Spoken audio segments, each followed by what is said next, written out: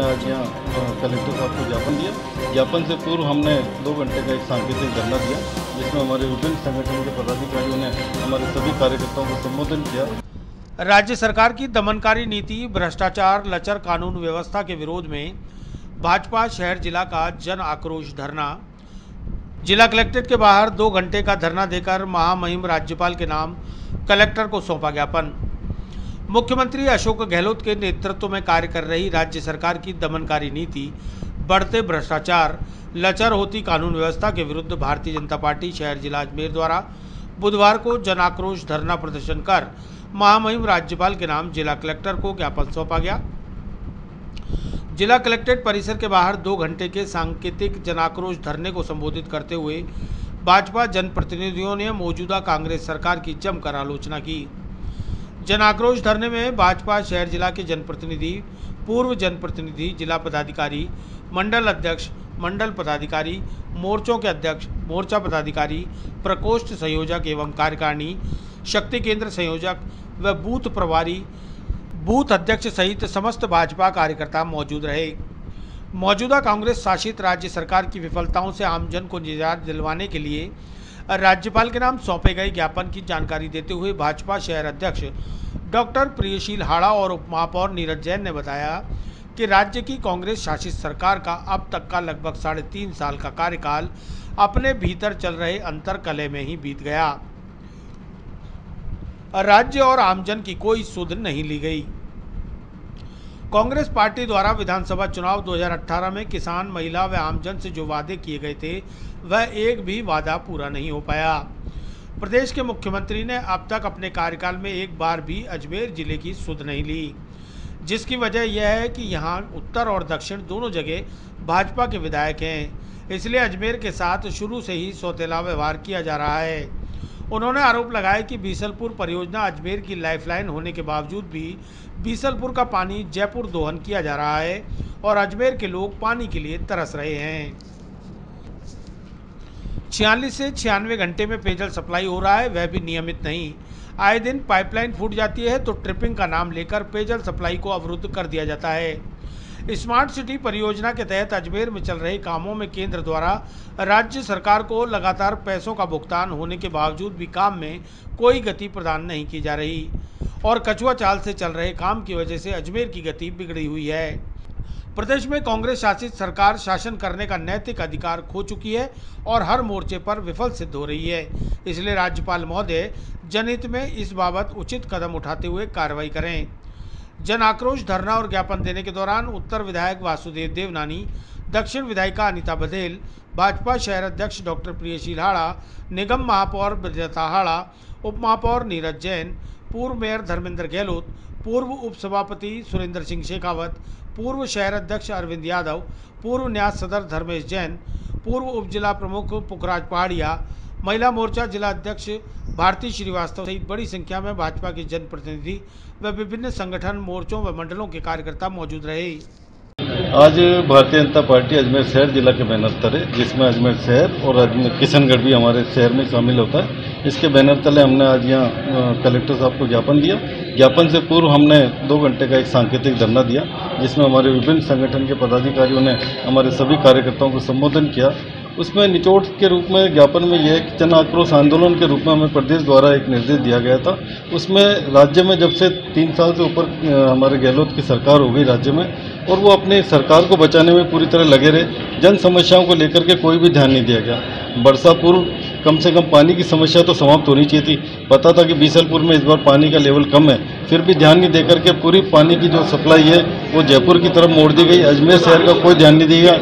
पूरे अजमेर शहर में कहीं पे 48 आवर की सप्लाई होती है, कहीं 96 घंटे की होती है, कहीं 72 घंटे की होती है। एक जो यूनिफॉर्म सिस्टम बनना चाहिए वो बिल्कुल भी पूरे शहर में नहीं है। किसी को पता नहीं लगता कि पानी कब आएगा या कब नहीं आएगा।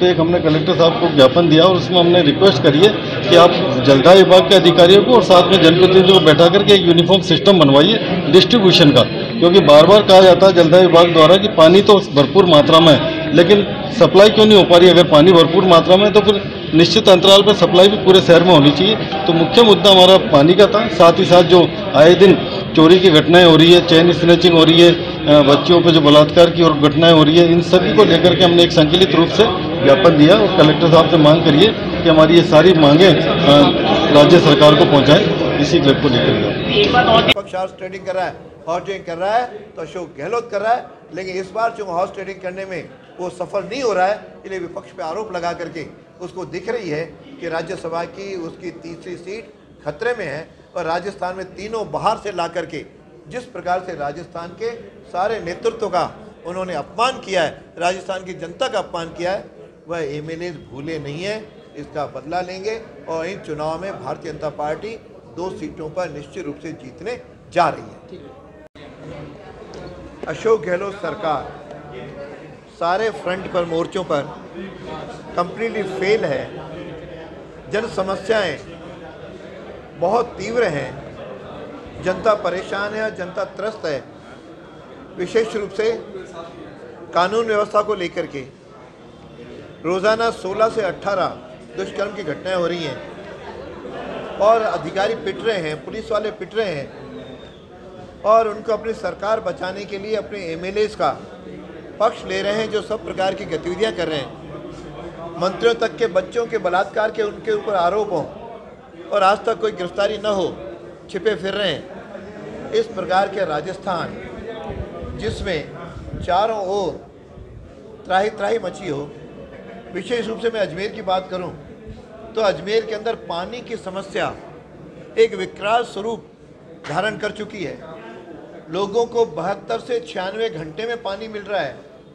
अधिकारी कलेक्टर साहब को झूठी रिपोर्ट दे रहे हैं कि 48 घंटे में अधिकांश जगह हम पानी दे रहे हैं, लेकिन मैं दावे के साथ कह सकता हूं कि अजमेर के अंदर पानी की समस्या बहुत तीव्र है।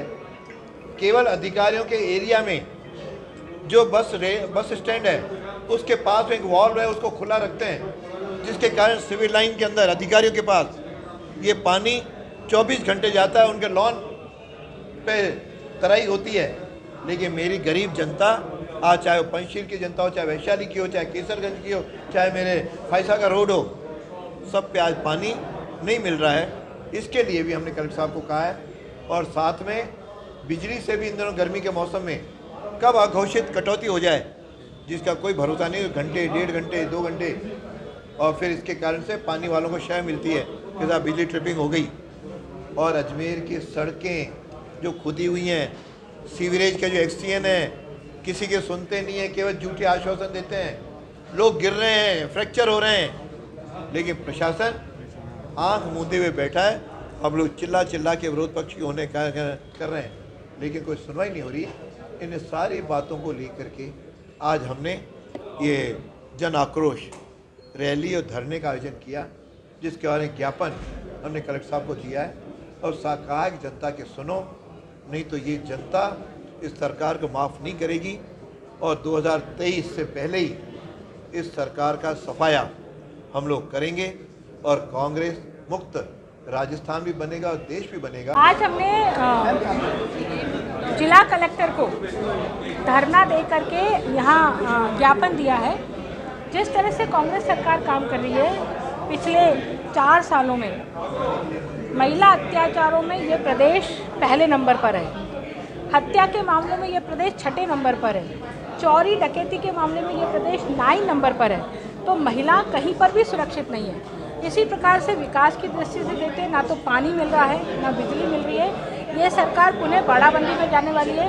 पिछली बार भी कोरोना की के वजह से 2 साल निकल गए और उस वजह से कोई काम इस सरकार ने नहीं किया।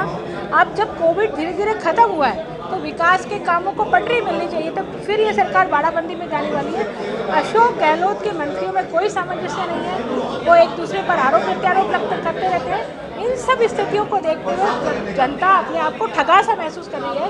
पानी के लिए 24,000 करोड़ रुपए केंद्र सरकार ने दिया, लेकिन फिर भी सिर्फ ये सरकार 4,000 करोड़ रुपए ही खर्च कर पाई है। तो ऐसी स्थिति में हर जगह सरकार फेल है और इसी नाते से हमने जिला कलेक्टर को ज्ञापन दिया है कि सरकार को सद्बुद्धि आए और सरकार का जो थोड़ा बहुत कार्यकाल बचा है, कम से कम इस कार्यकाल में तो सरकार सुध-बुध ले जनता की और जनता को राहत देने का काम।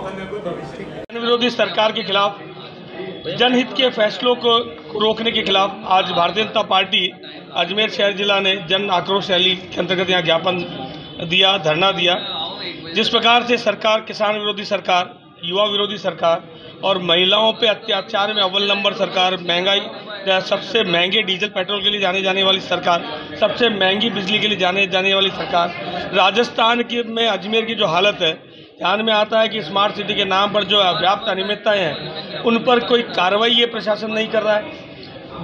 जो पानी की व्यवस्था, जो स्थिति है अजमेर की, जल व्यवस्था आपूर्ति को लेकर के भी हमने आज इस ज्ञापन में हमने मांग रखी है कि 96 घंटे से ज़्यादा यहाँ पर होने के बाद भी आम जनता को पानी नहीं मिल रहा है। महंगी बिजली और बिजली की ट्रिपिंग हो रही है, जगह जगह सड़क पे सीवरेज के खड्डे खुदे पड़े हैं, उसको जल्दी से जल्द काम का पूरा नहीं किया जा रहा है, सड़कें टूटी पड़ी है, स्मार्ट सिटी के नाम पर जनता के ऊपर अत्याचार हो रहा है। इन सब मुद्दों को लेकर के और राजस्थान में व्याप्त महिला अत्याचार की बात को लेकर के कि आज 18 महिलाओं से, चाहे वो 60 साल की हो चाहे 6 महीने की अबोध बालिका, उनके साथ बलात्कार हो रहे हैं और कानून व्यवस्था पूरी ध्वस्त है। सरकार केवल मात्र अशोक गहलोत जी अपनी सरकार बचाने में व्यस्त है और किस प्रकार से राज्यसभा का चुनाव जीते उसकी बाड़ेबंदी में व्यस्त है। पिछली 3 साल में ये सरकार 1.5 साल बाड़ेबंदी में चलती रही है। मुझे लगता है अंतिम जो 1 साल बचा है, इस 1 साल में ये जनता के हितों के काम को करे, नहीं तो भारतीय जनता पार्टी ईंट से ईंट बजाएगी और इस सरकार को